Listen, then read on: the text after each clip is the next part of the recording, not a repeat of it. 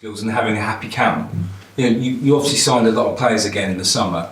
How much time do you or the club take into profiling these players and just doing the checks to see that they're good eggs? How important is that for you?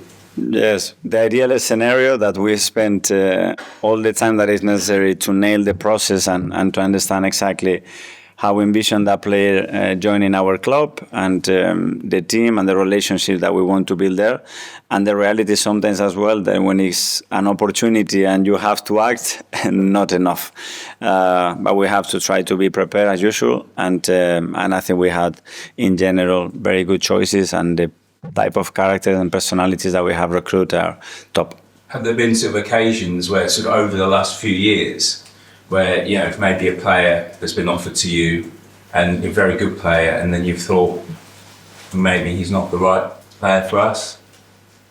I think you put everything in balance, if you know that, because I don't think he's going to be a bad person, it's can he deal with the role and what the consequences to that more than anything else. And if we believe that he can fulfill the role, make us better, and we can deal with that with all the characters that we have, is fine. But at the end, it's a decision that has to be balanced in every area. It's not just one thing, I think. Isa?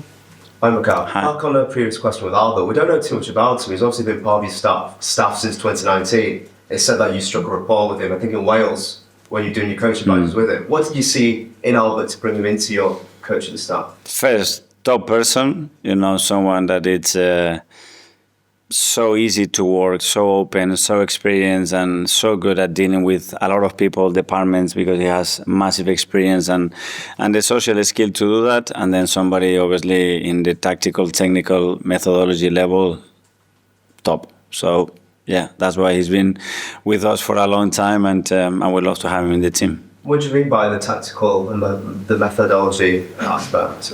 That he's really good, the way he's been raised, educated, experience that I had with other coaches as well. Very rich. He brings other ideas and other ways of thinking as well. And he's someone that he has a very clear opinion about what he wants. He's really good at transmitting that. And it's someone very, very valuable in the team. You've had a lot of coaching stuff over your tenure so far. Obviously with Albert, he's obviously very experienced, worked in Manchester United, and Wales too. What, in terms of other stuff you've had in the past, with his experience, is there anything in particular you thought, wow, he adds that extra dimension because of his experience? With Albert? Yeah. Yeah, but at the end as well, it's the chemistry that you feel with the person, and immediately the first time that we got together and we started to talk about the possibility of working together, we had a good energy, we had a good feeling about it. And then, you need to go through a lot. But especially when there are difficult moments, that's when you see people and your staff. And Albert, in that sense, is top. When things are going well, maybe you don't want to see too much. But when you have to make a decision, there is a problem, someone has to deal with something, he will be there and he will get things done. That's a big quality of his. Okay, last couple. Ed, Guardian. Hi, Mikel.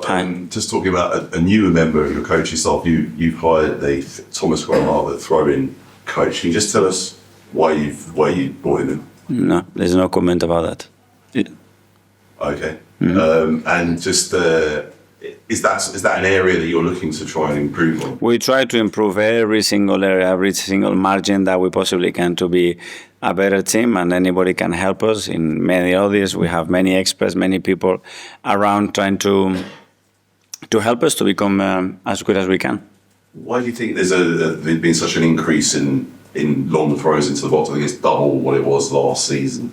We cannot look at the game only in that sense. There is a consequence of what happens in other phases, and the time that the teams are spending in certain areas that has a consequence on some specific areas of the game. But there is a lot of things that happen before that, in my opinion.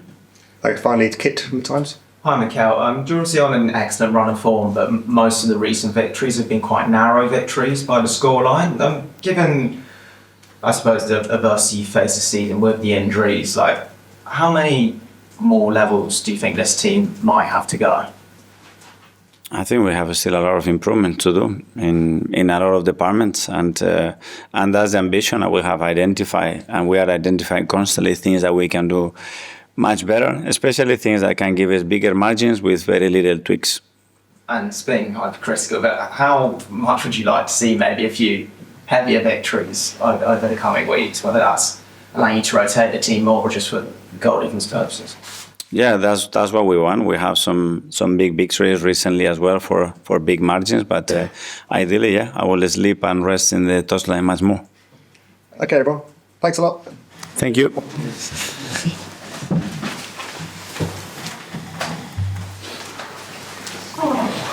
Thank you.